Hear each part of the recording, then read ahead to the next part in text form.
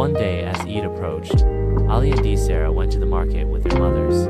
They were both very excited because Eid was near, and they were going to get new clothes and gifts. Ali wanted a big pink toy, and Sarah wanted a beautiful doll.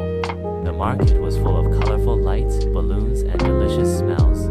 Ali and Sarah stopped in front of a toy shop, and Ali's eyes landed on a gorgeous pink toy. He said to his mother, "Mom, I want this toy." But his mother smiled and said, "My dear, on Eid, we should also think about helping others." Ali thought for a while and then told Sarah, "Let's give our Eid gift to a poor child." Sarah was happy, and they both decided to give their Eid gifts to an orphan child. On Eid day, Ali and Sarah gave their gift to a little child who was playing in the street.